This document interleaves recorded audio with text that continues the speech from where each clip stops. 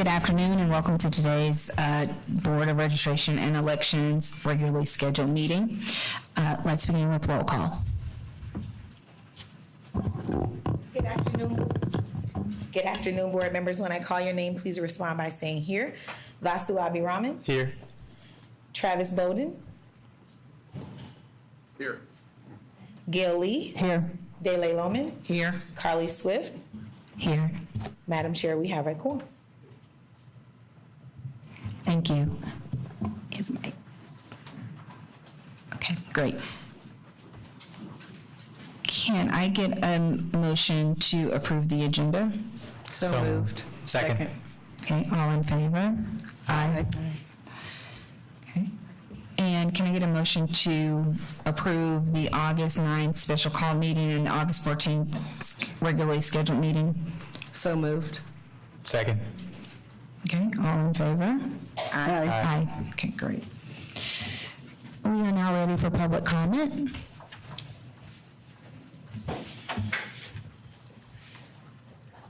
Public comment may be made in person or by submitting an email of one printed page or less in a minimum font of 12 to elections public CCMT at DeKalbCountyGA.gov, which must be received between 35 and 5 minutes before the scheduled start of the meeting. The body of your email must include your first and last name. By submitting an email for public comment, you agree to have your name and email broadcast on the Ustream and entered into the record or the minutes. The DeKalb Board of Registration and Elections reserves the right at the board's sole discretion to add your email to the record or minutes without reading any of it into the broadcast or to read a portion of your email into the record or minutes.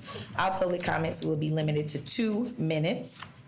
Abusive, profane, derogatory language, holding up signs, clapping, yelling, standing, laying in the aisles to show support or opposition to a speaker will not be permitted. But a show of hands or quietly standing in place will be permitted to show support or opposition to a speaker's position. Thank you. Cheryl Dudley.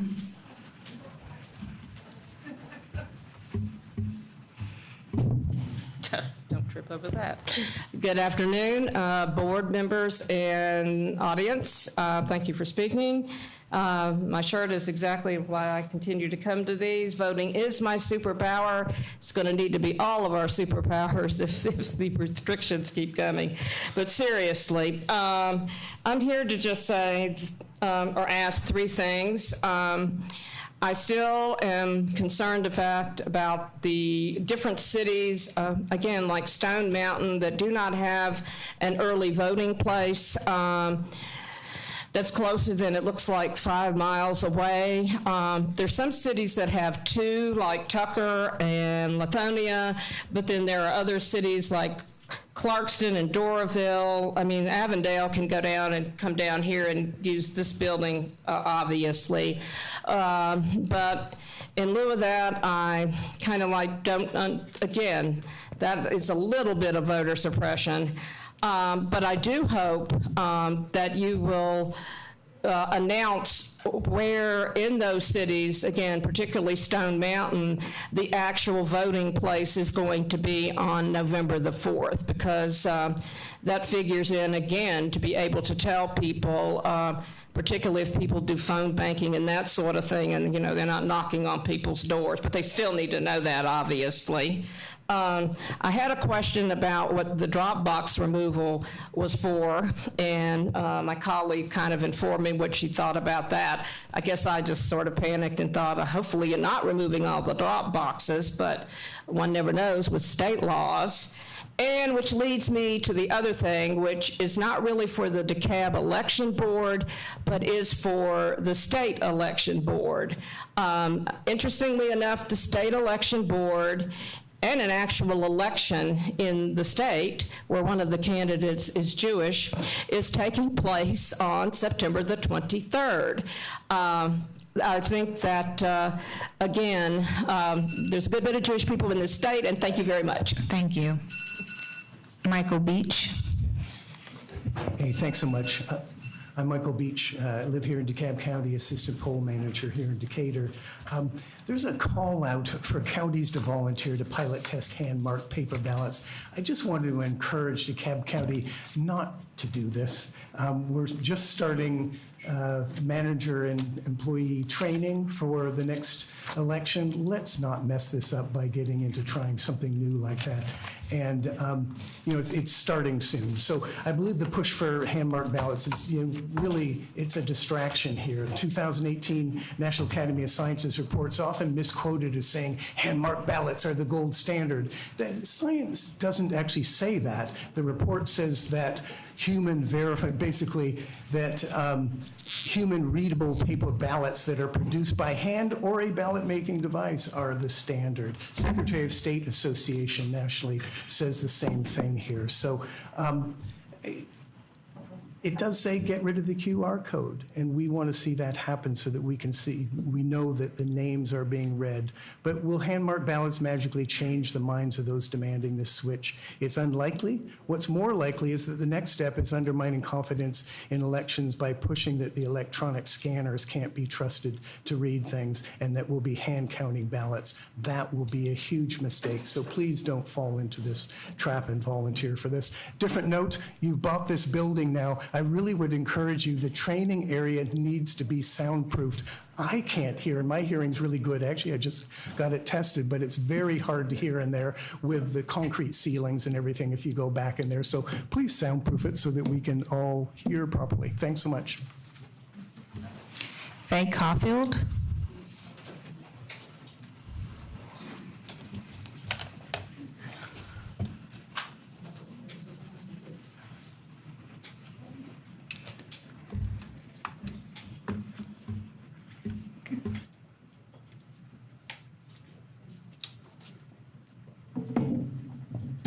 Good afternoon, ladies and gentlemen. My name is Faye Caulfield, and I am a resident of Stonecrest, Georgia. I am here to neither be in favor of or to oppose Jason Larry being on the ballot. The rules of law should prevail in this matter, whatever the law says. It is kind of difficult for me to understand how we can deny people, felons, the right to be on the ballot when we have a 34-count felon sitting in the most powerful office of this country, and yet not one elected official has tried to do anything to change that law. So like I said, I'm neither in favor of it nor am I opposed to it, but I believe that we should have a clear law. And I believe that if a felon can sit in the White House, then the people should decide about a felon being on the ballot. We should also be able to decide whether or not felons that are not incarcerated should be able to vote in the state of Georgia. Thank you very much. Geraldine Champion. Champion.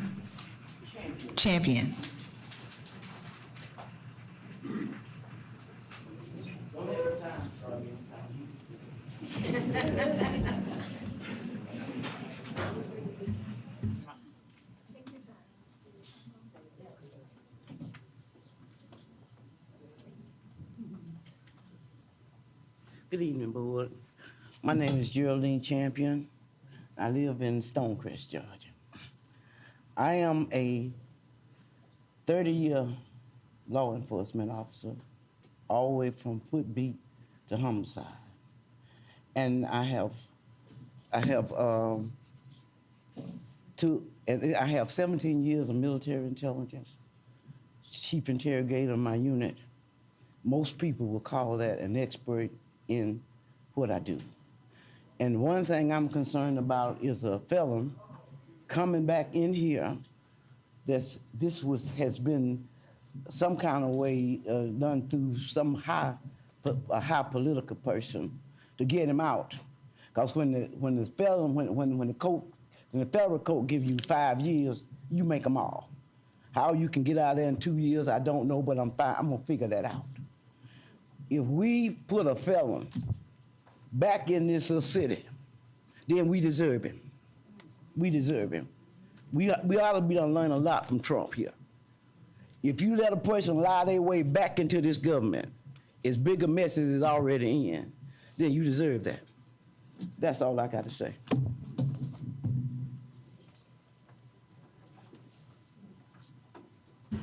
Donna Priest Brown.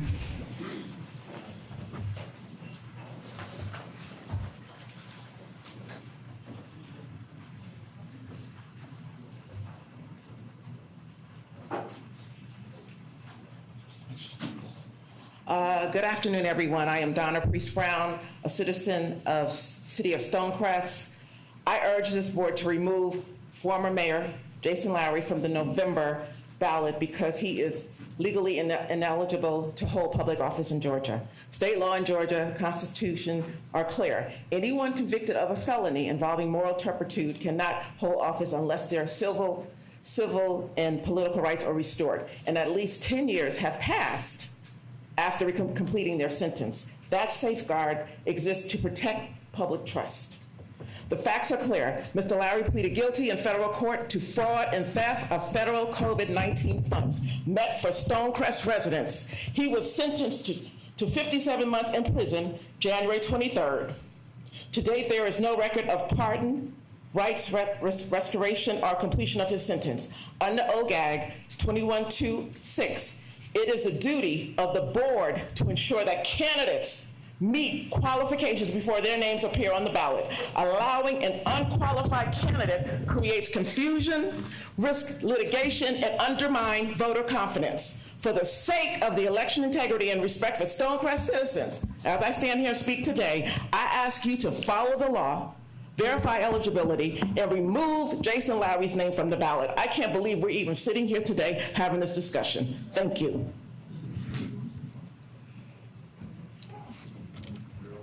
Last name Hayashi.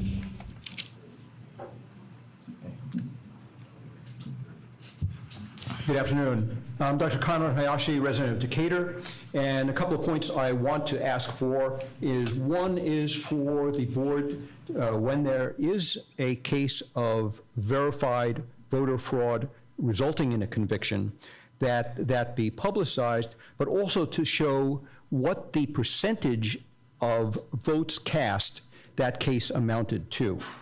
And also, if there are efforts that are lined up by the state or whatever to fight so-called voter fraud or actual voter fraud, that the cost per vote, per fraudulent vote, that expense will be. For example, if you spend $1 million and you find 10 cases, the cost is $100,000 per prevented vote.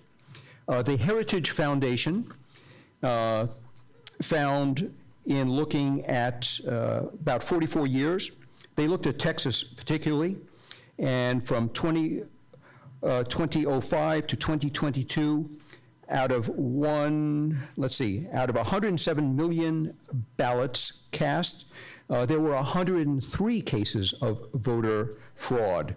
So that amounted to 0.000096% of ballots cast.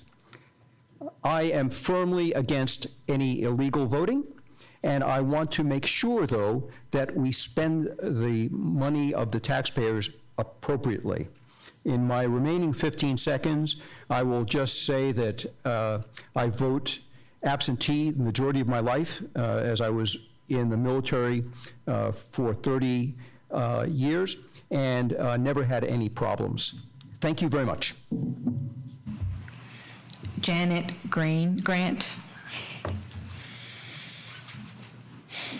Good afternoon. My name is Janet Grant, and I live in the city of Decatur, where I'm an area poll manager responsible for all of the polls in Decatur. Preparations for the November PSC special election and municipal elections are appropriately the primary focus of the department at this time, with poll worker training starting next week. But I was also alarmed to see advocacy to the Secretary of State over the last several weeks encouraging a pilot of the use of hand-marked paper ballots in the November election. While consideration of the option of hand-marked paper ballots may be a valid discussion to have, it's distressing to have the GOP and elected officials introduce this proposal with just 2 months before an election. We saw the chaos last year with the rules passed at the last minute by the SEB, which thankfully were overturned in court, but not before we were retraining poll workers on things like hand counting ballots on election night. I encourage the board to stay focused on the November election and not consider such a pilot in DeKalb County. With the effective date of July 1, 2026 for the requirement in SB 189 to eliminate the use of QR codes, A thorough, nonpartisan cost-benefit analysis of alternatives needs to be completed. I'm concerned that partisan conspiracy theories will drive this decision instead of best practices with appropriate safeguards for the unique risks that come specifically with each option.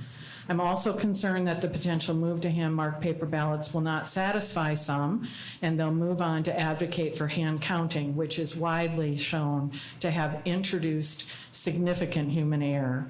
A recent study by Rice University showed that in just 120 ballots, accurate counting happened only 58% of the time.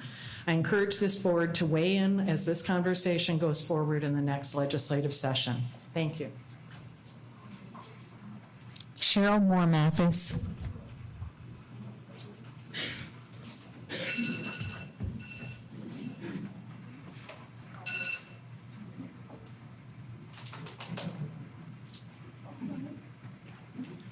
Greetings, everyone. My name is Cheryl Moore Mathis. I am a 38-year resident of Stonecrest, formerly Lithonia, unincorporated Lithonia.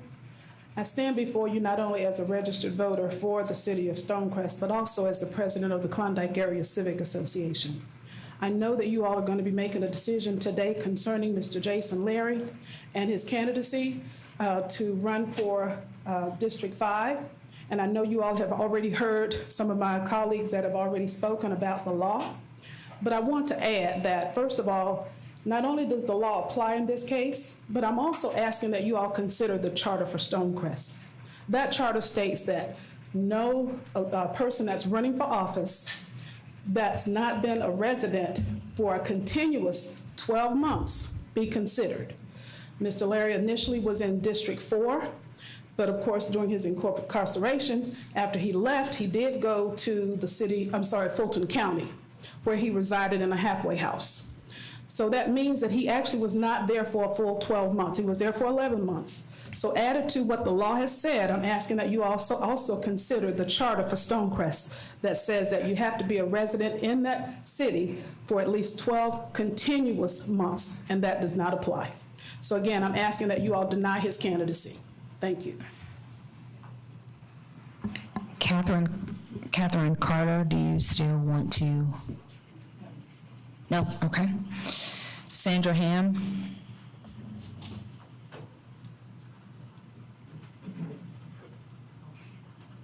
Sandra Ham. Okay, going once, going twice, 3 times. All right. Marla Tepper. Good afternoon. My name is Marla Tepper, and I'm a resident of DeKalb County. I'm also a poll worker. I want to thank the board for its hard work to ensure democratic process during elections, and I want to focus today on voter registration. As you all know, President Trump rolled back the opportunity to register voters who are newly naturalized citizens at their registration, at their citizenship ceremonies. This means that nonpartisan organizations like the Trusted League of Women Voters cannot register voters after these people become citizens. That's a travesty. And I'm hoping that the board will take the opportunity to increase its activities around voter registration to make sure that you work with trusted nonprofit groups and others to ensure that these new naturalized citizens have an opportunity to register to vote and to learn about their opportunities to do so. I also encourage the board to make sure that voter registrations are processed timely in time for the November election. Voter registration and voter registration drives are so important to the people of DeKalb County, particularly at this time in our history. And I encourage you to take all the necessary steps to fulfill the opportunities for residents in this county. Thank you. Bill Henderson.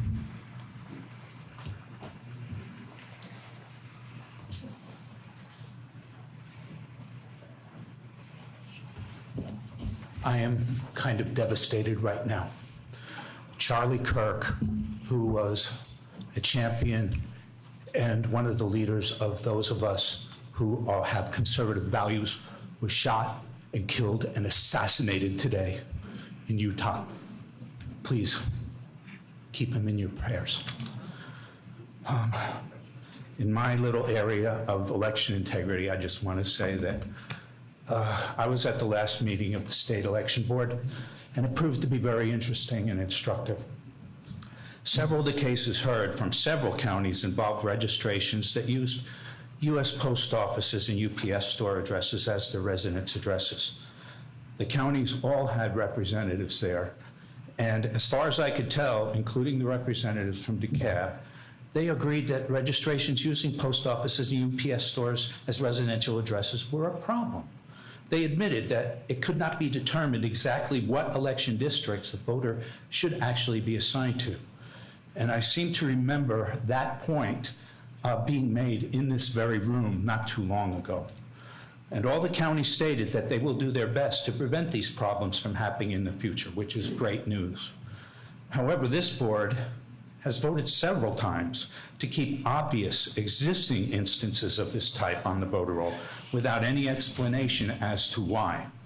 I'm sorry I need to point this out, but as it tends to lessen the confidence and trustworthiness in our election system, but I don't want to be accused of that. I look forward to the September release of the DeKalb voter roll, which is not yet available, to see if the Secretary of State has made good on his promise to take care of this and several other major problems with our voter roll that I presented to this board last year. If he actually does, I will applaud him on that. If he doesn't, I will inform you going forward. Thank you. Angela Harrison.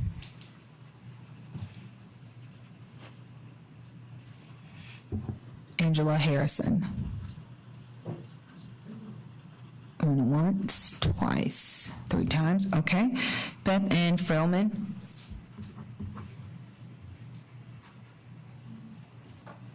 Thank you.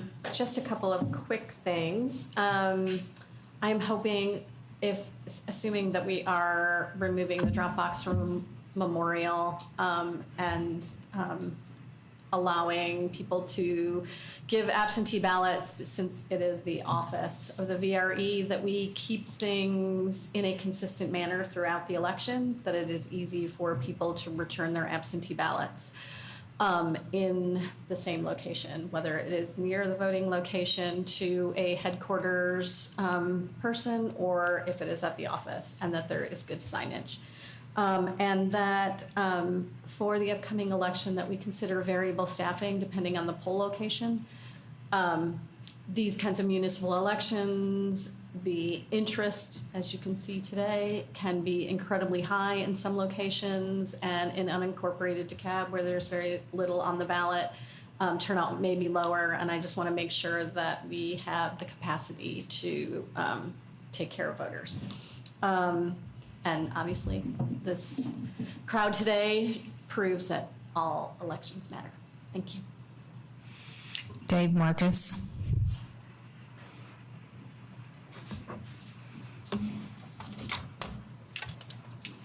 Good afternoon, and first, thank you for your service. There's a lot of emotion in Stonecrest regarding Jason Larry. A lot. But I want to say, I think for everyone here, that this is not about whether he stole $1 million. It's not about whether he got us embroiled in Metro Green recycling and the city is facing a $32 million suit. It's not about that he claimed that DeKalb County restored his civil rights, which DeKalb County can't, and which I have a letter following an open records request from the city attorney saying there's no document that says that. It is about 2 things. First of all, is he eligible to vote? If he is not qualified to run. Steve Hayes, the spokesperson for the Georgia Board of Pardons and Paroles, said restoration of civil rights is not possible, and I'm quoting the Atlanta Journal-Constitution, while Larry serves out his supervised release. He is on supervised release. He is not free and clear. Second, Georgia Code of Elections in Title 21 in the general provisions says, candidate is disqualified if he has committed a felony of moral turpitude. And there's no question in case law that stealing $1 million from your city is moral turpitude. And so he has been convicted of that. His civil rights have not been restored as required by Title 21, and without any question, at least 10 years have not passed since he was released from prison, or even when he committed the felony. He was sentenced to 57 months in January and started serving in January of 22. Were he serving his entire sentence, he would still be behind bars in a federal penitentiary, not running for office. Thank you. Thank you. Thank you, everyone who provided public comment today. This ends our public comment, and we're going to move into items for discussion and then items for decision. Executive Director Smith. Thank you, Madam Chair. If you will turn to page 7 of your packets, and on the monitor, you will see the Director's Report template, which details the registration activity and numbers as of, that I believe was as of September 10th. So those are updated. Okay, great. So in your package, you may have an earlier version. So the numbers as of today, DeKalb County has a total of 565,511 registered voters. Of that, 499,453 are active and 66,058 are inactive. As we know, this number is a moving target. It changes daily and actually by minute if we're processing. So I've received another update even in this meeting. And so we'll talk about the dropbacks and how that is related to the numbers and why we're asking to remove one of those. As you see, registered voters dropped below 500,000, and the law dictates that each county receives one drop box and an additional one per every 100,000 active voters. And so just out of an abundance of caution, we want to make that change to comply with the law. But of course, if it reaches above 500,000 before early voting starts, then we'll add that drop box back to this location. Continuing with the updates regarding registration activities that are underway, we have 2,315 applications left to process. Of those, 1,615 are driver services, DDS. We have one Oliver or online voter registration application. The MVP applications have been all processed as of this morning, and we have 699 handwritten applications. I'll mention our returned mail numbers. We continue to receive returned mail in our office and process and research those pieces daily. Right now in our office, we have 7,377 precinct cards that have been returned. We have a total of 18,182 mail confirmation notices. 18,153 are from the Secretary of State's list maintenance efforts, and another 29 are just general mailings that the office sends out. Return mail letters, there's a total of 1,557. Again, staff continues to research and process these pieces daily and in accordance with all state mandates. If you will turn to page 8 in your packets, you will see the list maintenance summary. And so we know that the Secretary of State had list maintenance activities over the summer. And so this is a summary that staff put together that details that 15,081 voters received no contact notices, and the breakdown is there. 42,316 voters who were inactive received NGE notices, which means that there was no, they did not participate in 2 general elections. So that those numbers are reflected there.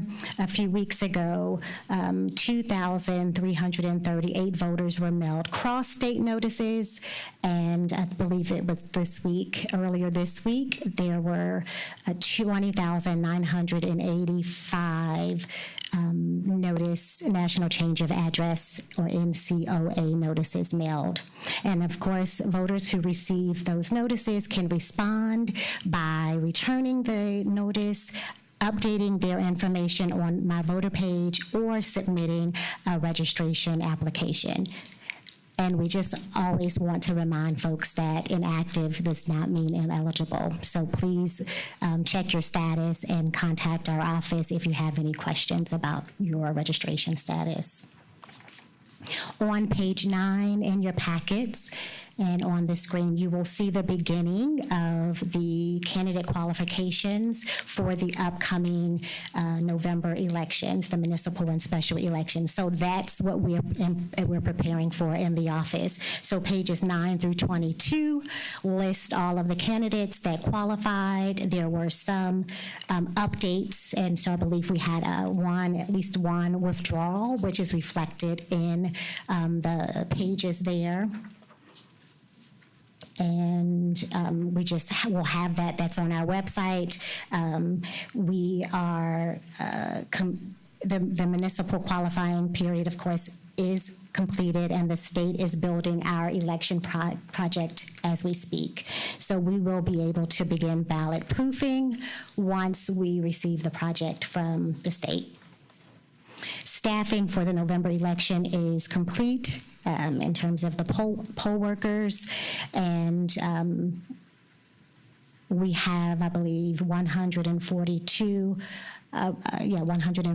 poll officials that will work early voting, and 1,066 on election day. And as someone mentioned, we are gearing up for poll worker training in the next few weeks. So our focus now is signing those folks up for training. 98% of our early voting workers have signed up for the training, and about 87% of election day workers have signed up. And the training for early voting begins next week. Absentee ballots. I just want to remind folks that eligible voters can request an absentee ballot from now until October 24th for the upcoming November 4th elections. And to date, we've received 148 applications. For the sake of time, we can move to page 23 of the packet, which is the budget, which we provide monthly. This is the budget snapshot from January 1st through August 31st of this year, 2025. You will see that we have available for the remainder of the year, $8,442,574.70, which we continue to monitor our budget. Of course, some of the line items we are looking at below the 51, which we discussed that we really don't have any control over, because that's preset by the finance department. We work with them to ensure that, of course, we have the allocations appropriate and needed for salaries. That you may have noticed in our last report that there was a an additional amount out of our salaries. Mine was about $1 million more there. We had to move that because that was actually the poll worker pay from earlier that was charged to the wrong line. So we caught that and worked with finance and the budget department to move those things around to the appropriate line items. And so again, we are operating in the black. We feel that we have enough to efficiently run the fall elections, and we'll continue to monitor things as we move forward with facilitating the fall elections. I think those are the highlights for today, so I'm happy to answer any questions you may have at this time. Great, thank you. Are there any questions? I'll start with Ms. Lohman, and then we can come around. No questions, thank you. All right, Ms. Lee.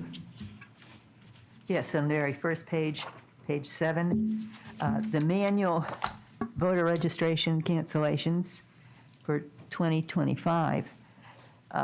Last month were 1,412. This month, it's only 859. Since that's a cumulative number for the year, I'm kind of puzzled about that. Can you explain it? Let me see if that was a scrivener's error or if that is, yes. Holly, is that the number that's remaining from? The 1,400. We have 859. Okay.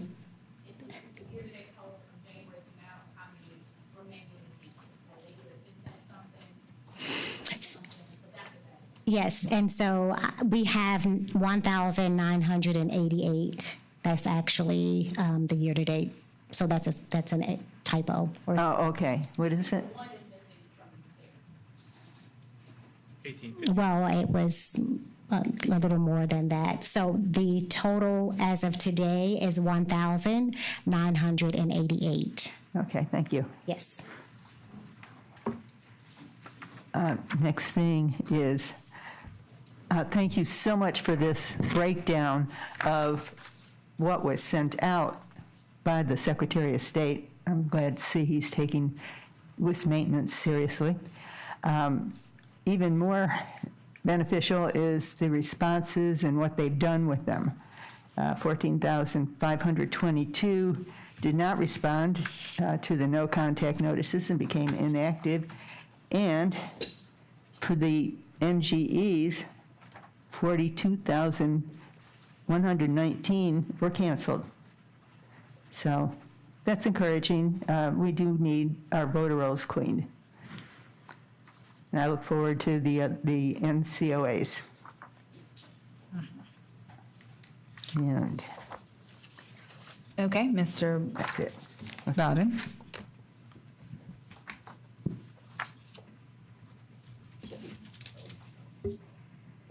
You want to just use Vasu? Yeah, there it is. Okay. No, I have no questions at this time. Thank you. Mr. Abraman? Nothing from me. Nothing from me as well. Okay, we will move into items for decision.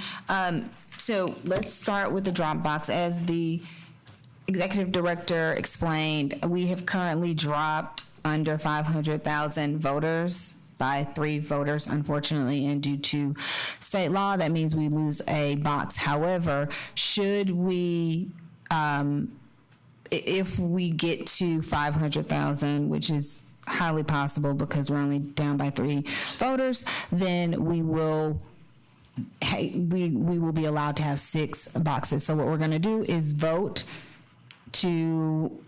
for the 5 boxes based on the current number of active registered voters, but that will not forestall us being able to have 6 boxes if we get to 500,000 voters. Is that accurate? And so the 6 boxes, if you look on, you don't see this. 24. Page 24 for the board members. The Dropbox locations that the office is recommending is that we would have, if we can only have Is this for 5 or is this for 6? This is 5. Okay. So if we only have 5 boxes, they will be at Berean, Dunwoody, Beulah Missionary Baptist, Salem Panola, and Tucker Reed. Now, does that mean we won't have one at Memorial? That's correct. And so we are, again, if we reach 500,000 before early voting, then we will add that drop box back. However, as noted in the notes at the bottom of this flyer, if you want to scroll up a little, Jean, on the screen, if you recall, the board last year adopted a process that we have implemented where we accept ballots at every early voting location. And so we will continue to do that. And it's the same efficient, organized process that will take place across the county during early voting. So just bear in mind that you can hand deliver your ballots to any early voting location during the hours of early voting for those 3 weeks. Okay. And was there a rationale for the boxes that we're keeping? So yes, we always look at the locations that typically receive the most absentee ballots. And again, because Memorial Drive is our busiest location, but it's the most familiar to a lot of voters, we felt that it would be an easier process than to remove one of the others and for them to have to explain, what was going on there. Okay. All right. So this, if there are questions, I'm going to start with Mr. Abaraman to my left, and then we will go clockwise. I just have a question about the motion taking into account that we might get past 500,000. Is there a way to make the motion so that everything's covered if we get to 500,000, or are we trying to design it so we would just add it back at a future meeting?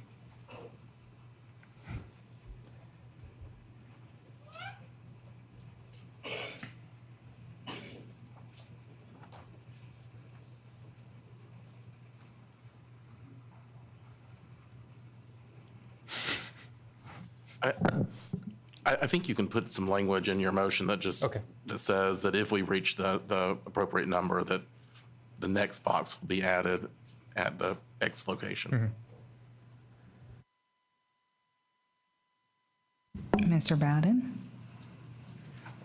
I guess as one of the newer members of this board, I guess my question is, what methodology and planning is used to establish which of these locations receives a drop box in the first place?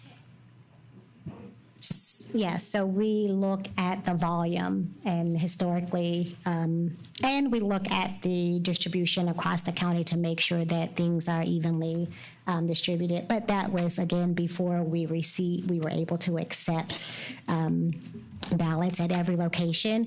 We have physical cameras that belong to the county at these locations. And so instead of adding a new location, let me just say, sometimes Bessie Branham may be number 3 in terms of volume. They toggle between 3, 4, and 5, but they can still deliver the ballots there. So the methodology is kind of nuanced, but at the beginning, we placed cameras at these locations because they received the most ballots, absentee ballots.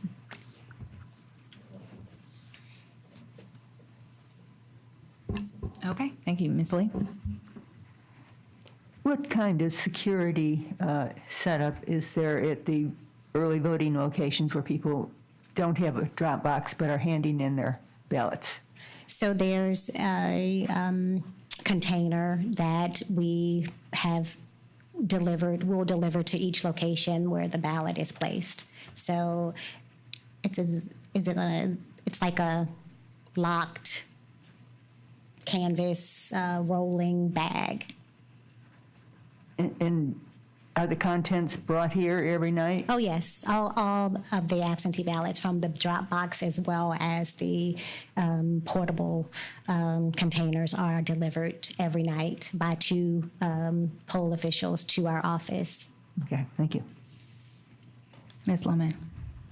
No questions, thank you. Okay, thank you. So with that, I would ask for a motion to approve the removal of one box with the caveat related to an increasing if we get back to 500,000 active voters.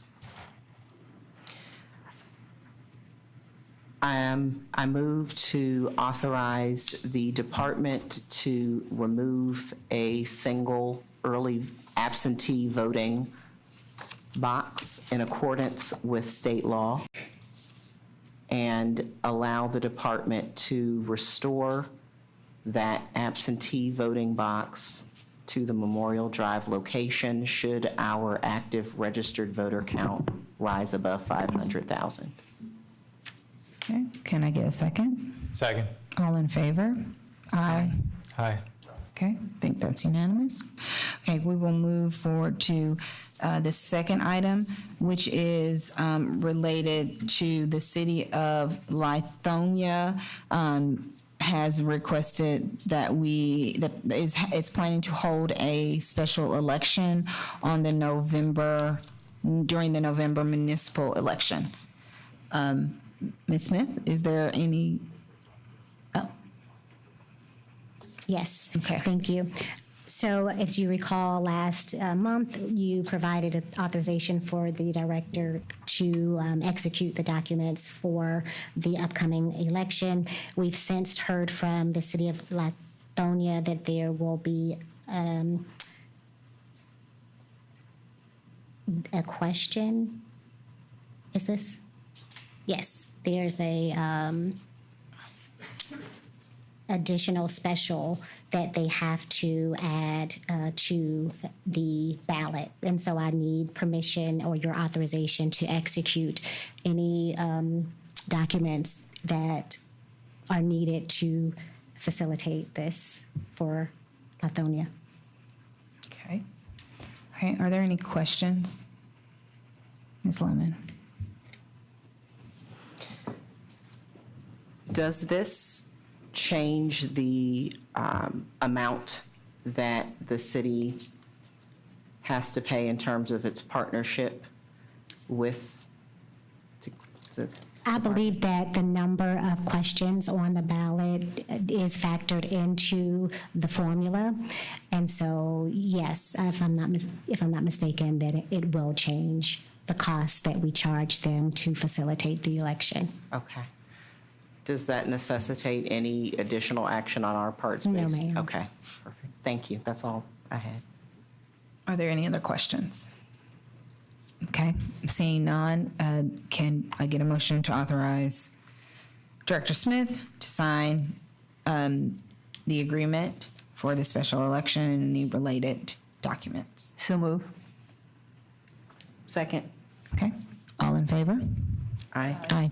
Okay, that passes unanimously. Okay. All right, the last three items and our items for decision relate to challenges to candidates and or their registration. So we're going to begin with the challenge to the registration of Jason Larry that was submitted by David Marcus. So what I will ask is for the challenger, Mr. Marcus, to come up. Is the challenged individual here? If not, okay. Does he have a representative? I'm representative. Okay. Okay. All right. So what we will do is we will start, we will have Mr. Marcus provide an overview.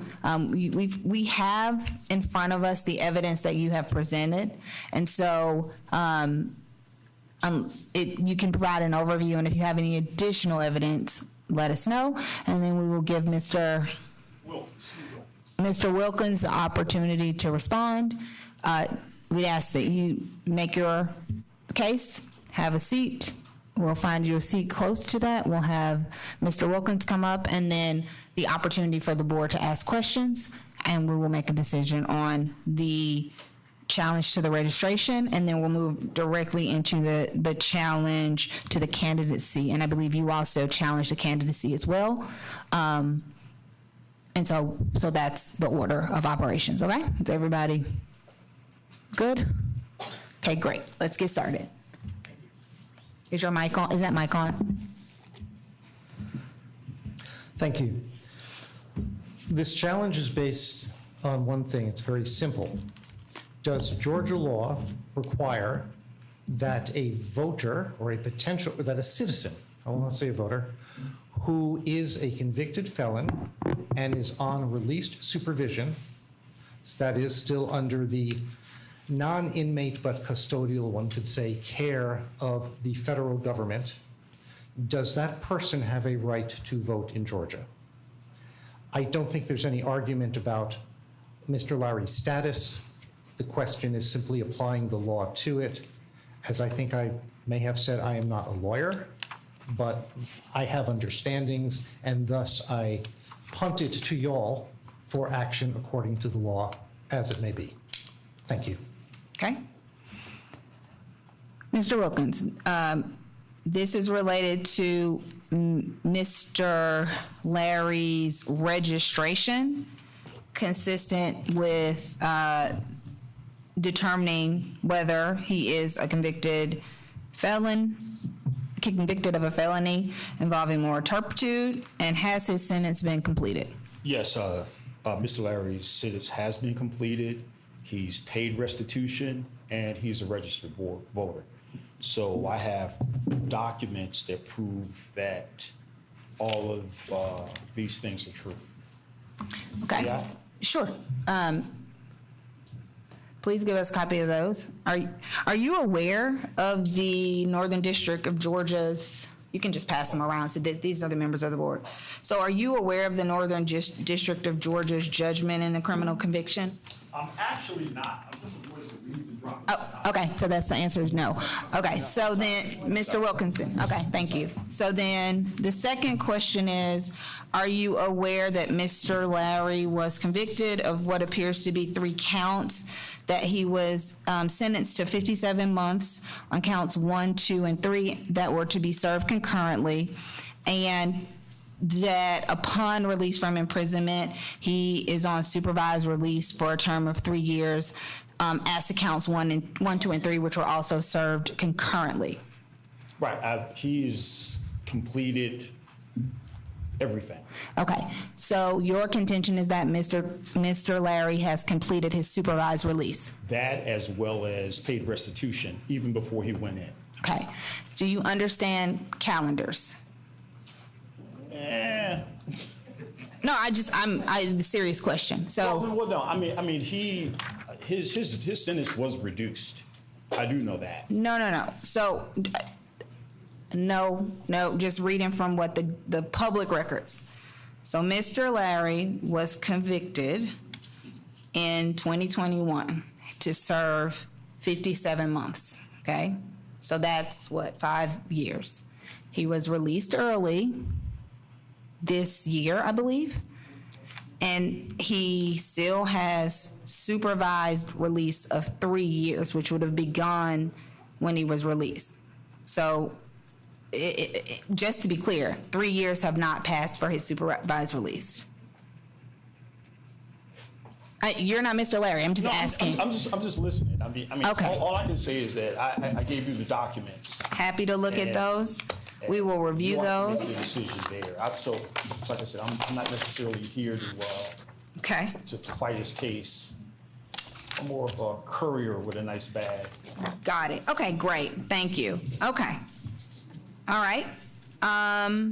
Madam Chair. Yes. If I may. Yes, I Mr. think it's Phillips. very important that I'm afraid there may be some miscommunication here, and for the clarity of your question, I just want to help rescue me if this is not what you were getting at. You've handed this board a set of documents. If you have a document that establishes Mr. Larry has completed his sentence, can you direct their attention to that document, please? Now, I'm not able to do that. Those are the documents that I was passed. Okay. And I was asked to deliver those documents. So, you know, Mr. Larry is taking care of a funeral situation. So the original person who was supposed to do that couldn't do it. I was asked to come in and deliver the documents to the board, and I've done that. Okay, thank you. Thank you. So I'd ask that the board take a look at the documents that have been provided. Maybe, should we take maybe a 5-minute to?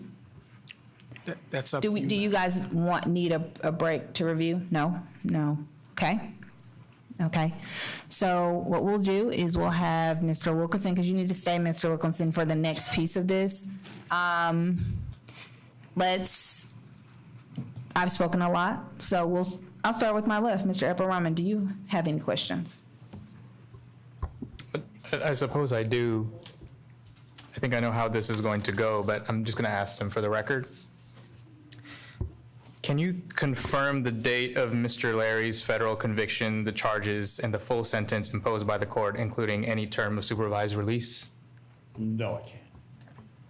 Has Mr. Larry completed all aspects of his sentence, including incarceration, fines, restitution, probation, parole, or supervised release? I can only tell you what's in those documents. Okay. I mean, refer back to those documents. Mm-hmm. Do you contend with the idea that supervised release under federal law is considered part of the sentence for purposes of Georgia voting eligibility? I plead the fifth on that. Right. Ask a couple more. Do you have any evidence that the Georgia Board of Pardons and Paroles has issued any order restoring Mr. Larry's civil and voting rights? There is a voter's registration form in there. I did see that. Yes. Is that evidence that the Georgia Board of Pardons and Parole has restored his rights? All I know is there's a voter registration form in there, so. Got it. All right. That's it for me. Thank you. Thank you. Okay. Mr. Bowden? Afternoon. So I just would like to make sure I understand this. So I'm just going to ask for your indulgence for just a second while I look through this. So I'm just going to tell you what's in my packet, and you tell me if I have the information that you packed for it. So regarding this voter challenge, I'm looking at a voter ID card. I'm looking at an informal email correspondence that has a Post-it note at the top that says there's zero balance. I'm looking at something regarding banking and utilities. I see a gas bill. I see an Xfinity bill. I see another bill.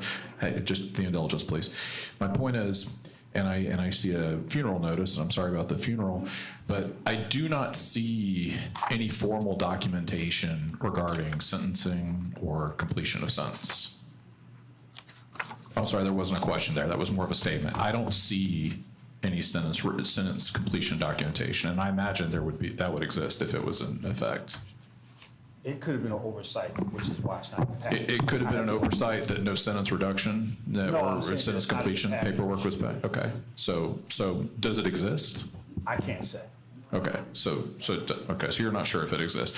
All right, I'll pass on to my colleague. Well, for me, the only thing that's important is there a document that shows restorations of civil rights? And I don't see that in this packet. Ms. Lohman? I guess I'm just wondering how you drew the short straw to be here before us.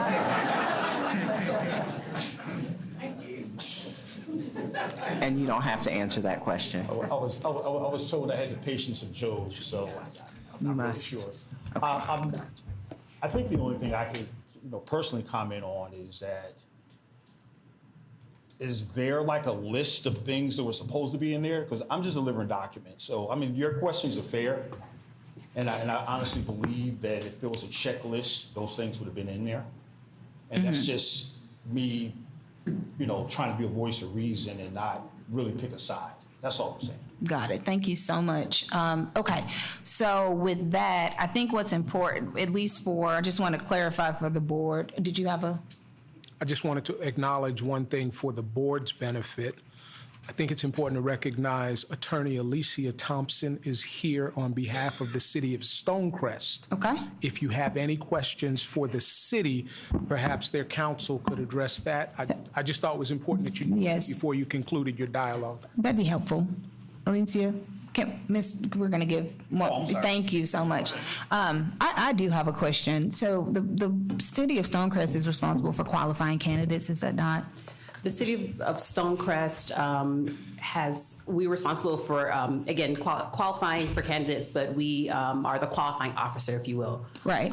In elections. Yes. And I know there's some dispute about, because my position is that you had knowledge of this at the time you qualified him, or qualified the race. Is that not accurate? We received Mr. Larry's packet, and of course, we understood that he came to qualify for the election in addition to the history that Mr. Larry has with the city, of course, yes. Okay, and he qualified anyway? It's our position that the city acts as a qualifying officer in a way that we receive the qualifying packet, we receive the qualifying fee of candidates, but in accordance with the Georgia Code, we will leave all challenges to qualifications to the election superintendent, and DeKalb County, the Board of Elections, or the Board of Registrations Elections, is the city's election superintendent, and so challenges must come from you all. I find that interesting as the elector, excuse me, everyone, I find that interesting because ultimately, an individual that qualifies for office is qualified based on certain things. We haven't gotten to the candidacy issue. But except, we don't have to go back and forth about this, but obviously it's odd that an individual was able to qualify and then as a backstop, you're coming to the county board of elections. You don't need to answer. That's a comment. And I understand that there may be it's something that we will ensure that is clarified with our rules for working with city officials. So it's very clear that certain material should be taken into account before an individual is qualified. And if I may, so when candidates come to the city of Stonecrest or any city within the county, they're presumptively qualified, so we are accepting what they give us as truth. So they make a declaration to the qualifying officer that they are qualified and they meet all of the requirements. So we're, again, accepting the information they've declared via a verbal statement that they are qualified, and they're presumptively qualified on that day. But the challenge hearing is the forum in which the candidates' qualifications can be challenged. It is understood. Not within our duty to understood. We'll make sure that's clarified going forward. Ms. Loman. I just was going to note that I do have other questions, but I'm reserving them for when we get to the item that's specifically related to qualification. So I will have additional questions. Okay. So unless there are other questions, I think the first decision, can we move forward with that, is to take action with respect to the challenge to Mr. Larry's registration. And I just want to read so that we're all on the same page from OCGA section 21-2-216, which is qualifications of electors generally, registration of electors purged from lists, eligibility of non-residents who vote in presidential elections, retention of qualifications for standing elector, evidence of citizenship, check of convicted felons in deceased persons database, subsection B.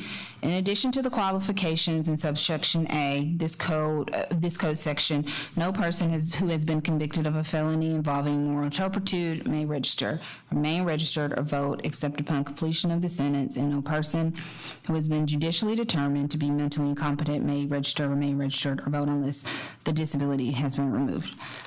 We've received significant evidence from public records. I believe we've received confirmation from the U.S. Attorney's Office about the convictions and the crimes. There's no bright line, but it's clear in Georgia case law, as I understand it, and our legal team can speak to this, that fraud would be considered an act of moral turpitude.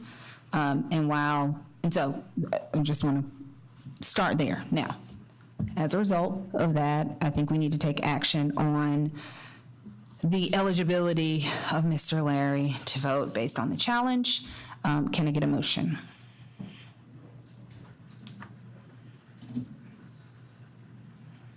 I move to remove. Hold on, I think, do you want to? We have a motion? Okay, great.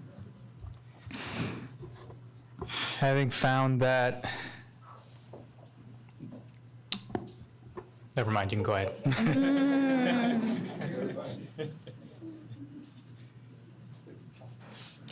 I move for the removal of Jason Larry from the voter rolls in accordance with OCGA 21-216B. Okay. Is there a second? Second. Okay, all in favor? Aye. Okay. All right. So the next decision relates to the challenge to Jason Larry's candidacy for City Council, the City of Stonecrest. Right. So, Mr. Marcus.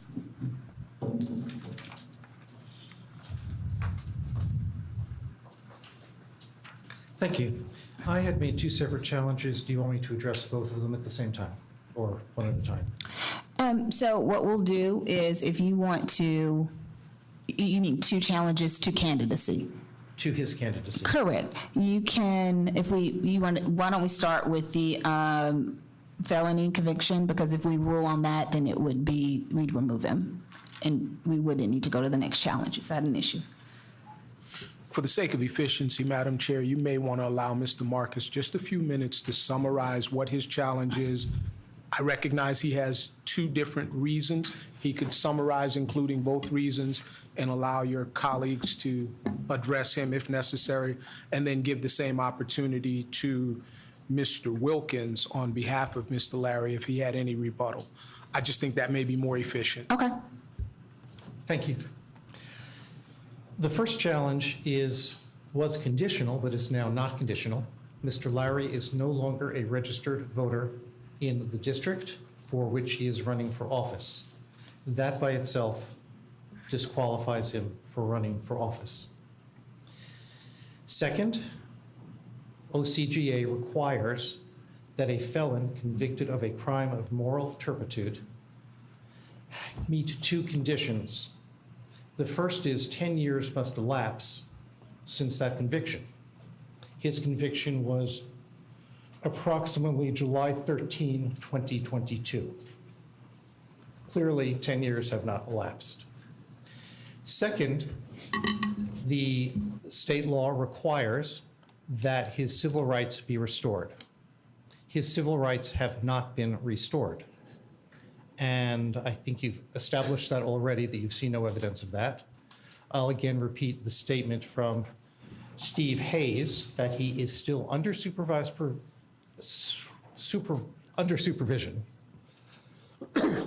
And second, that somebody under supervised release is ineligible to have their rights restored in the state of Georgia per the procedures of the Board of Pardons and Appeals. So he is saying, number one, that Mr. Larry is on supervised release. Number two, that his civil rights have not been restored. And number three, that the Board of Pardons and Paroles has not restored them. Mr. Larry has said that they were restored by DeKalb County, which under my understanding is not allowed by state law. And when I say he has said this, in an interview with WSB TV, the reporter said, he showed me a document. The reporter did not say they had read it. I subsequently checked with DeKalb County via an open records request and got a very unambiguous answer that there were no documents sent or transmitted to Mr. Larry or his representatives pertaining to the restoration of his civil rights. Unless there are questions, that is all. One thing I will add is he actually started serving his term about January 22nd of 22, and he was released February 14th, a Valentine's Day present of this year. Okay. There was an additional challenger of Mr. Larry's candidacy, Cheryl Moore Mathis. Are you here, and please come up, and do you have anything that you would like to state on the record? Thank you for allowing me to speak again. I'd just like to state that I have knowledge that Mr. Larry was released on May 31st of 2025, after which he was sent to a halfway house in Fulton County and was released in September of 2025. He qualified in August of 2025, which made him at least 1 month shy of having the full 12 months as it relates to the charter of Stonecrest, of being 12 months in Stonecrest as a resident. Thank you. Okay. I think you all have heard this, but I want to make sure the rule is accurately stated for your record.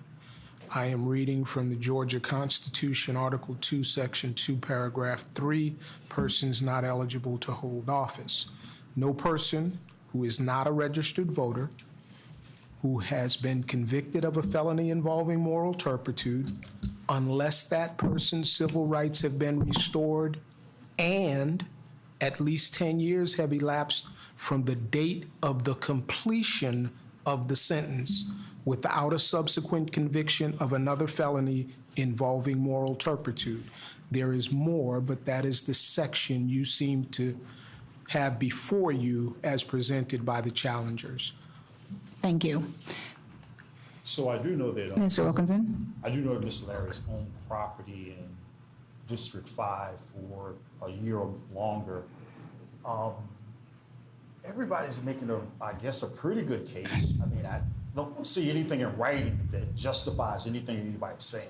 Mm-hmm. And once again, I'm just stepping back to the voice of reason. So if he's going to be disqualified, are there going to be documents presented to him that says that he is, based off of these things from DeKalb County or the federal government or whomever? Or is it just going to be cats sitting around just saying stuff? I mean, I'm just trying to get a clear understanding on what the whole process of the disqualification is. Sure. Just because I'm here and I'm a bit more involved than I planned on being. Sure. Absolutely. Okay, Ms. Lohman, do you want to start? I guess I would bounce it to the executive director to give us some clarity on what happens, what documentation is provided when someone is removed from the voter roll. Is that what we're asking? Or? Well, that's what I'm asking. I mean, once again, everybody's making their. Just so we're clear, we've already removed. Yep, just so we're clear, we're already moved into the role. So this is about the candidacy specifically relating to whether there has been a conviction related to moral turpitude. Has his rights been restored? Has he completed his sentence? Have 10 years passed since he completed the sentence? And I think the second question was about residency. Does he reside within the city limits of Stonecrest, and has he continuously resided in Stonecrest since November 4th, 2024? So with regard to the decision that the board made to remove Mr. Larry from the rolls, we will remove him, cancel his registration this evening, and he will receive a letter from staff that will be dated today and mailed. We'll drop that in the mail tonight before leaving, informing him that he is no longer a registered voter in DeKalb County. And so if he had decided to run, then he would still be registered? While I appreciate the questions to the office, we will ask you questions, so there's no, but, Okay. thank you so much. I'm sorry. Yep. I'm sorry. Okay. With that, are there any other questions? Okay. You're talking specifically on item 6? Correct. So the item 6D. I do. Yes, Ms. Longman. My questions are actually for the attorney, if I may, from the city. Thank you, Ms. Wilkerson. If you can just stand to the side, great. So, is there a statement on the qualification documents that indicates what the legal requirements are for eligibility to qualify as a candidate? Yes, there is. There's a statement. The city provides two places, if you will, where the requirements are laid out very clearly. There's actually, and we have copies of it if you would like a copy to the board members. There's a sheet that we provide that lists out all of the qualifications for office, and the candidates are asked to, that sheet is read aloud, and they're asked to declare whether they meet the requirements and sign. And that was done by Mr. Larry. Also on the notice of candidacy and affidavit, there's a statement, actually the statement that Mr. Phillips just read out of the Georgia Constitution that is at the bottom of that form, and it's as plain as Mr. Phillips just read it, and the candidate is asked to sign that, and it is notarized. So the candidate would have seen that twice upon submitting their qualification materials. Thank you. So,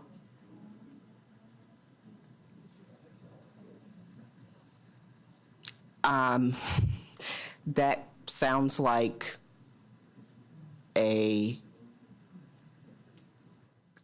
don't want to make a declaration beyond what it may need to be, but knowingly making a false statement and the only remedy being for a citizen who happens to be paying attention to challenge it, that's concerning to me. I guess I'd like to hear more from our county attorney, which may include that this is beyond the scope of our consideration. And if that's the answer, I'm also fine with that, but. Madam Chair, may I? What I will offer to you and the rest of the board is two things. Number one, I think it's important to separate and narrow your focus, separate the discussions and narrow your focus to the question before you. And that is, have you received a preponderance of evidence, more likely than not, that Mr. Larry is not eligible to run for office? If you have questions about those rules, we'll try to assist with that. But that is the question before you, and the purpose of hearing whatever is offered from the challenger, city officials, and Mr. Wilkins on behalf of Mr. Larry. With respect to concerns about the qualification process, the obligation to hold challenge hearings, and other related matters, I would respectfully ask that we address those outside of this proceeding. And hopefully we can answer your questions via email if necessary. We can write a memo to you if necessary to address those. But I really think we're clouding issues if we add those to our discussion tonight. The simple truth is, to be more direct, with all due respect to the officials of Stonecrest and Mr. Larry, what I've heard Ms. Thompson state is the city receives the documents, they inform the candidate in the fashion that she described, and if that candidate swears to it, they forward it. In this instance, you've heard additional information from Mr. Marcus and the other challenger, and I apologize, ma'am, for not remembering your name. And they're asking you to consider what they've offered, and there's additional evidence that's been presented. And they think that Mr. Larry is not qualified and asking you to find as such. I think that's a fair summary of where we are. Yes, I would agree. Thank you, Mr. Phillips. And then in that case, after my colleagues ask questions, I'd be prepared to offer a motion. Okay, great. Are there any other questions? Seeing none, can we have a motion? Thank you. Having found that Mr.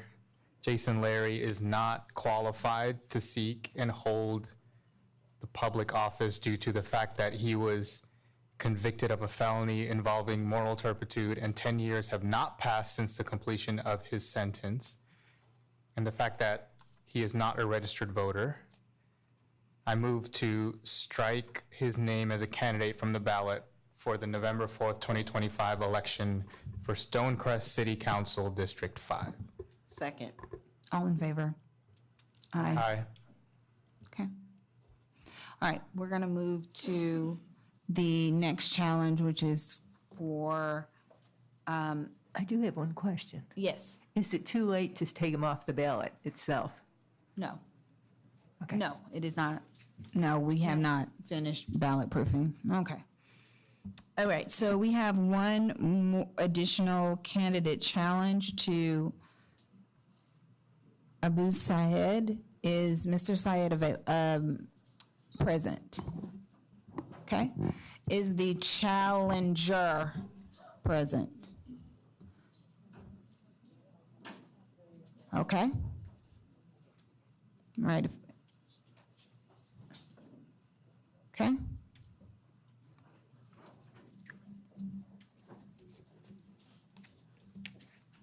All right, so the first question is, Mr. Zayed, are you withdrawing voluntarily, or are you going to still remain in the?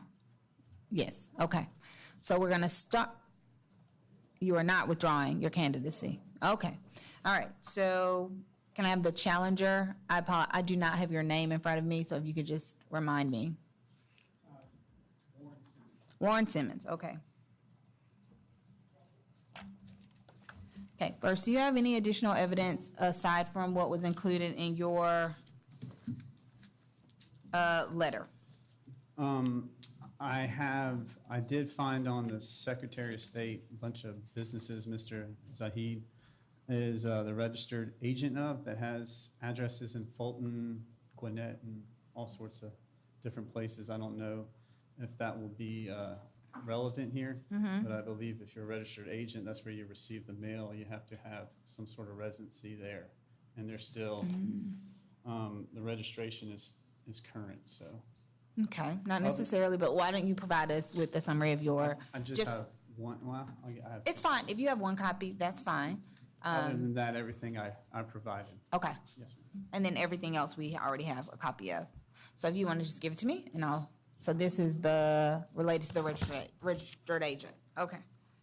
So if you want to provide a summary of your challenge. Yes, ma'am, and thank you for putting me on the agenda and listening to this. So this challenge is just based on wanting a fair and honest and transparent election. In the past, Mr. Zahid has used fake addresses to run in the Doraville municipal election and was asked about it and had to step down previously. So he didn't live in Doraville, and I would just like to confirm that he's been a resident of Doraville for at least 1 year, and District 1 is where he's running. And my other challenge or complaint was just the notice of candidacy and affidavit isn't fully complete, or it just has inconsistencies. It says he's been a legal resident in the state of Georgia for 3 consecutive years, but been a legal resident of DeKalb County for 20 years. So I was just reading this online, and just it's just very inconsistent. Okay. Thank you. All right, Mr. Zayed. Okay.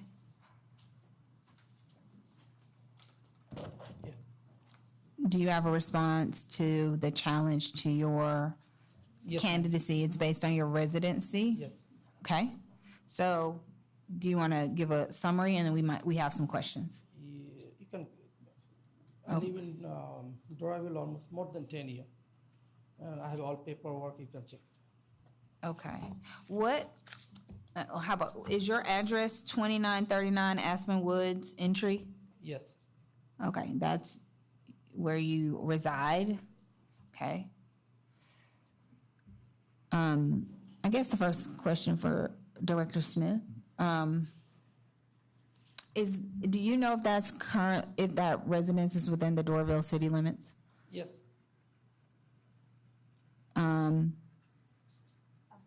Yeah, so the question for you, is that addressed within the Doraville city limits? That addressed, yes, as of December, I forgot the date that it was, but yes, it is.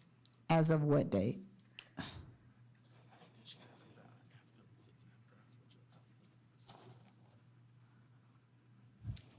Okay. So are you referring to the Aspen Woods? Mm-hmm. Aspen Woods entry, 2939.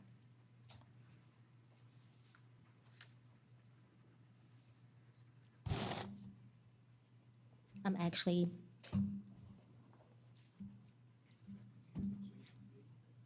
yes.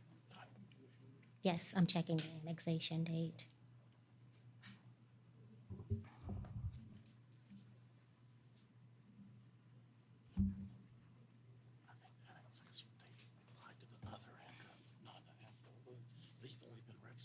Okay, yes.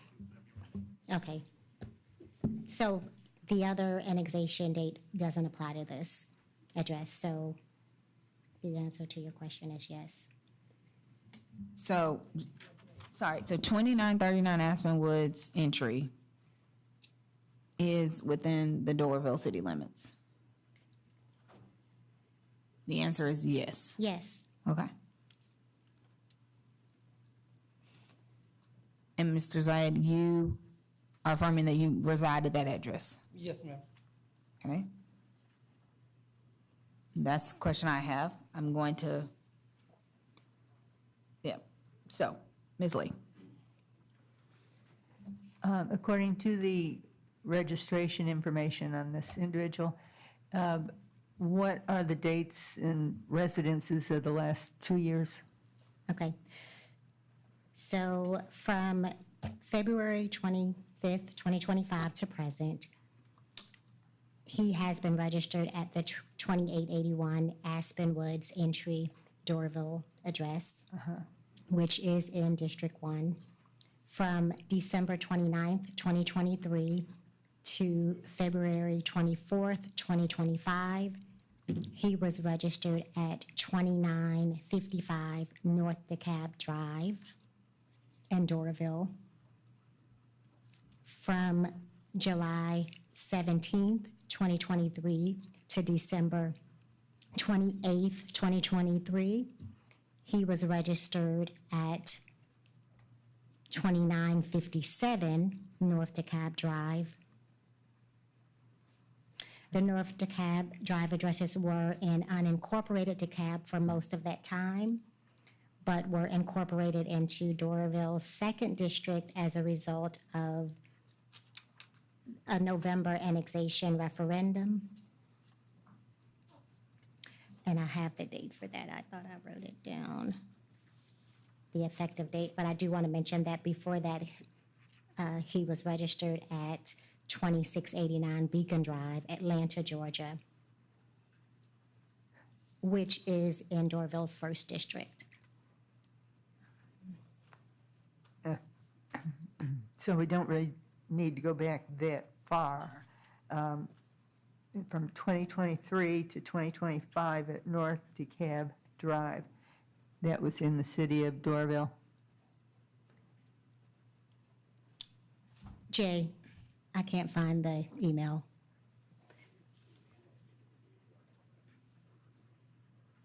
I'm sorry. Can you come to the mic or someone pass him a mic? Thanks, Jay. And what is the zip code on that?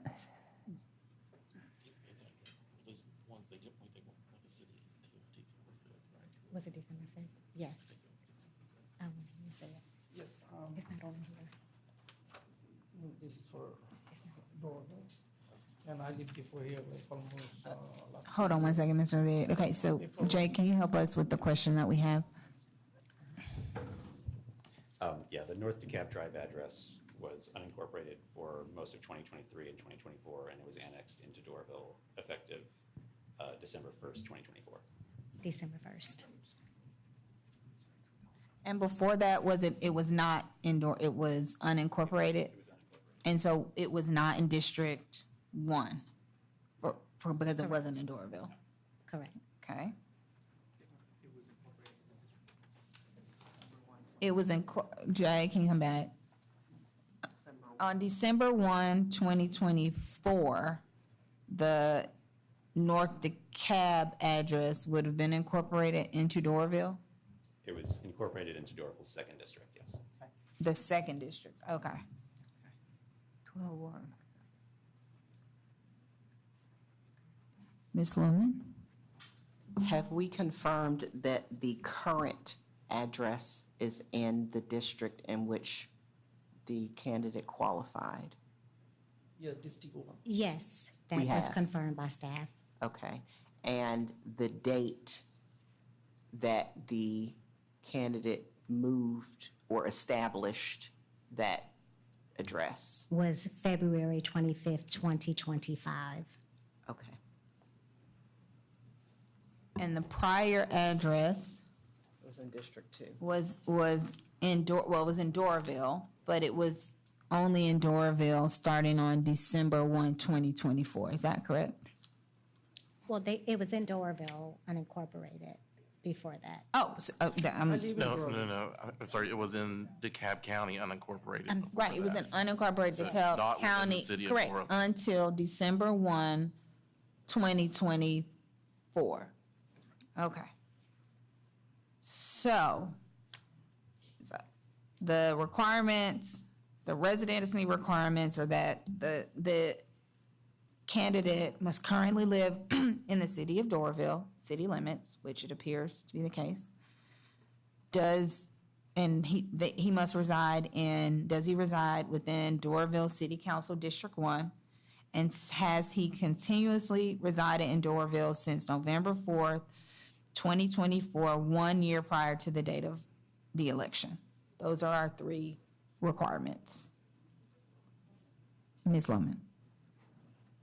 And that is exactly what's written here. I want to confirm that it is residents within the city of Doraville and not residents within the district in which the candidate qualified.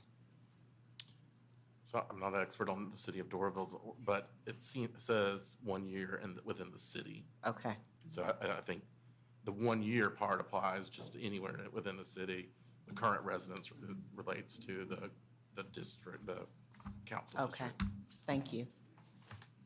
And Mr. Zayed, your address what was your address on November? Yeah, 2939 Aspen Wood entry. No, on November 1st, 2024.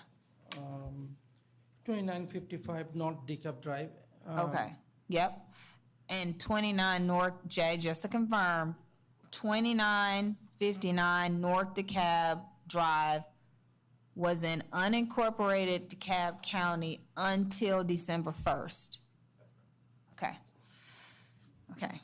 So, Mr. Zayed, you lived in unincorporated DeKalb County up until December 1st of 2024, and your address was then incorporated into Doraville. Okay. All right. Which means that, yes. I'll just give you a rule again. I Yep. am reading from the official code of Georgia annotated, section 45-2-1, 45-2-1. I am going to give you just what I think is the most pertinent sentence. It is in subparagraph 1. The residency requirement for a candidate for any municipal office, except offices of a judicial nature, shall be 12 months residency within the municipality. Thank you. Thank you. Okay. Do we have any other questions? All right. Okay, Ms. Lohman. And just wanting to state this for the record, it seems pretty clear that there is not any exception provided when there is an annexation. So it's not that the individual themselves moved or did something to disqualify themselves, but there's not any exception in law that would state that that does not apply if there was an annexation. The only exception I see at this point is if the charter offered a lesser residency requirement, not an annexation. Thank you.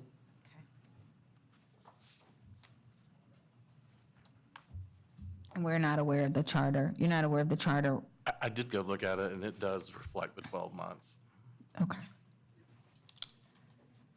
Mr. Abaraman. Another follow-up question for the attorney who just spoke. The charter requires a 12 months within the municipality and not within the district itself? Yes. Okay. Ms. Lee.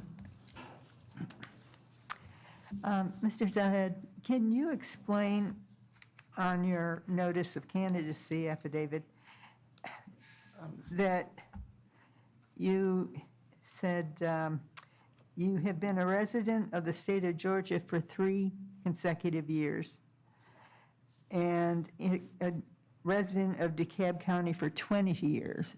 20 years? Can you explain that? Yeah, when I'm come to, like more than 20, like 20 years, 18, 20 years, I'm living in the DeKalb County. Okay, but you've been a resident of Georgia for only 3 years. No, I'm living in Georgia, it's like 20 years. Okay. It's 2007 to now.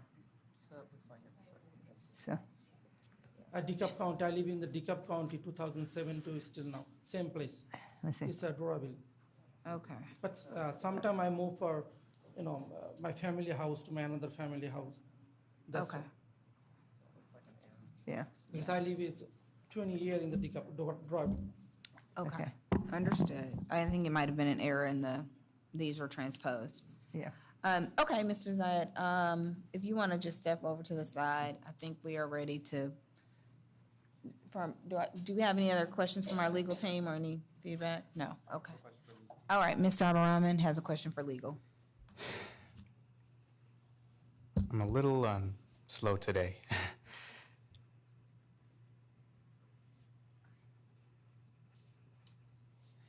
If we determine that based on his voter registrations, he was residing in, so he has to have been residing for 12 months, or he has to have been residing within Doraville from the date of November 4th, 2025, in order to qualify.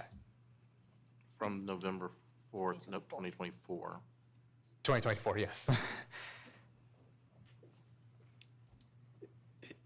If we find that there's not enough evidence, how should I phrase this?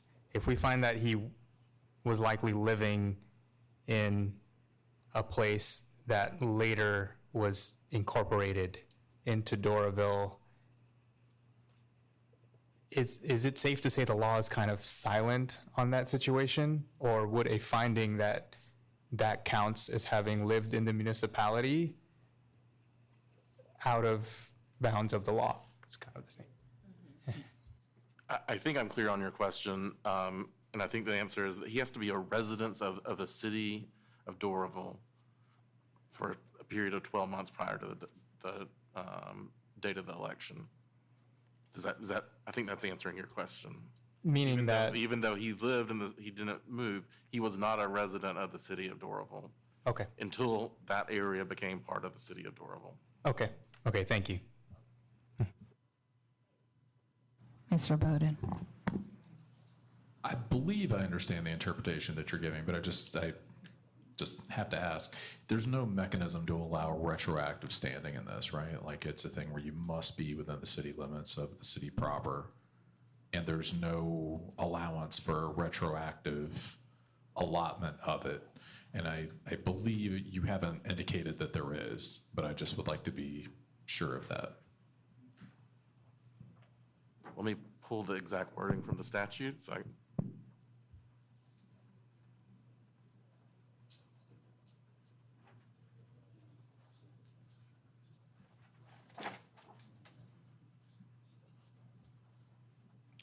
I have some familiarity with OCGA, and they don't like to give out retroactive status very much, but I just felt like we'd ask. So what the language it says is the requirement is 12 months residency within the municipality. So at the time, the area where he lived was not a part of the municipality Sounds until like that. December 1st. Right, well, it sounds like that clears it very, very plainly. Thank you. Okay. All right, with that, are there any other questions?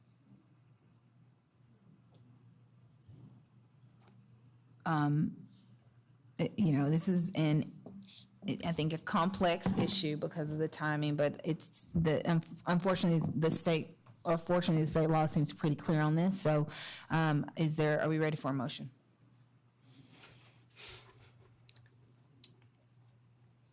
Having found that Mr. Zahid is not qualified to seek and hold the public office because he has not met the residency requirements under OCGA 45-2-1, I move to strike his name as a candidate from the ballot for the November 4th, 2025 election for Doraville City Council District 1, Post 3. Second. Second. Oh, can I get a second? Yeah, I second. All right, all those in favor? Aye. Fortunately. So, yes, please. Just a point of personal privilege, Mr. Zahid. It is my belief that the 12-month requirement is so that individuals have the opportunity and can demonstrate their participation and activity within the city. And I would encourage you to remain involved and seek to qualify again in the future. I second that. Thank you. Thank you. Thank you both for your time. Okay. All right. With that, is there a need for executive session? Yes, there is, for the purpose of discussing pending litigation. Okay, so we are going to move into executive session. For folks that are with us, that means we're going to pause. You are more than welcome to stay. However, I understand it is late, and if you want to leave, this basically ends our meeting. So, okay. Thank you all. Don't leave so soon. With that, can I get a motion to, Recess. Recess. So moved. Second. Thank you. All in favor? Aye. Thanks.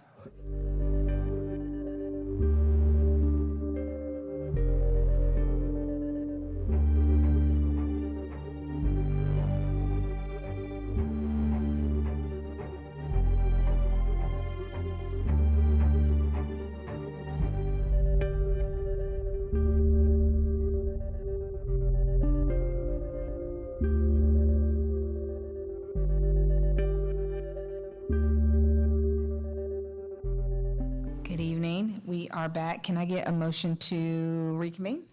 Motion to exit recess and resume regular order. Second. All in favor? Aye. Aye. Okay, I want to thank the public that came out today. We had some very complex issues to discuss, and we were able to get through those. So that leaves board comments. Ms. Lohman. I just want to state for the record, I know everybody has left, but just for the record that these are not matters that, I'll just speak for myself, I take lightly with regard to the challenges that we had to vote on today. And I appreciate the care with which my colleagues handled it. And I believe that individuals who have fully served their sentences and have demonstrated a commitment to abiding by our laws should have the opportunity to vote and to serve in office. And when those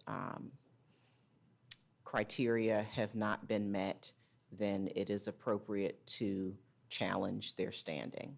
So I just wanted to state that on the record, and also to thank the staff and our attorneys for your support throughout this meeting. Thank you. And one thing that became clear is the importance of the public to remain vigilant on little things like people who qualified for office. Because if a person hadn't come forward and challenged the candidates, then they would have gone forward and possibly had a felon in office.